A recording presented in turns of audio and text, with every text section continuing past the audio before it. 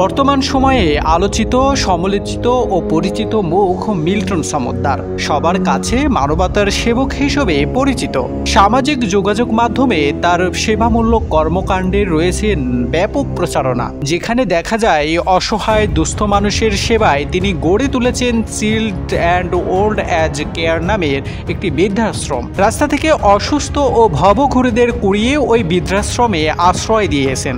আর জনসেবামূলক এসব কর্মকাণ্ডের স্বীকৃতি হিসেবে পেয়েছেন বেসরকারি, সরকারি নানা পুরস্কারও। তবে মানবিকতার আড়ালে প্রকৃতপক্ষে মিল্টন সমদ্দার একজন ভয়ঙ্কর প্রতারক। তিনি যতটুকু করেন, প্রচার করেছেন তার চেয়ে কয়েক গুণ। কিন্তু যে কারো গা শিউরে উঠবে বিভৎস একটি তথ্যে। অসহায় মানুষকে আশ্রয় দেওয়ার নামে তাদের কিডনি সহ বিভিন্ন অঙ্গ প্রত্যঙ্গ কেটে বিক্রি করেন তিনি। অনুসন্ধান করতে গিয়ে এমন বেশ কয়েকটি পৈশাচিক ঘটনার প্রমাণ বিভিন্ন গণমাধ্যমে প্রকাশিত হয়েছে।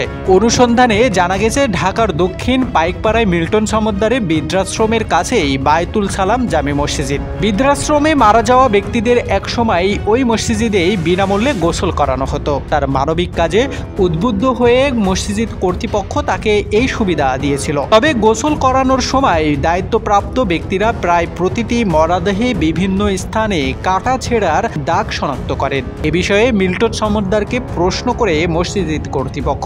এরপর তিনি ওই মসজিদে মরদেহ পাঠানো বন্ধ করে দেন। বায়তুল সালাম মসজিদ কর্তৃপক্ষ বলেন, রাস্তা থেকে মানুষ তুলে আনার পর স্বাস্থ্য পরীক্ষা করা হয়। যাদের কিডনি সহ গুরুত্বপূর্ণ অঙ্গ ভালো থাকে তাদের যথাযথ চিকিৎসা করা হয়। তাদের জন্য ভালো খাবার দাওয়ার ব্যবস্থা করেন। এরপর সুস্থ হলে তাদের অঙ্গ প্রত্যঙ্গ নেওয়া হয়। সুস্থ মানুষ কিন্তু কিছুদিন পরে দেখি মারা যান।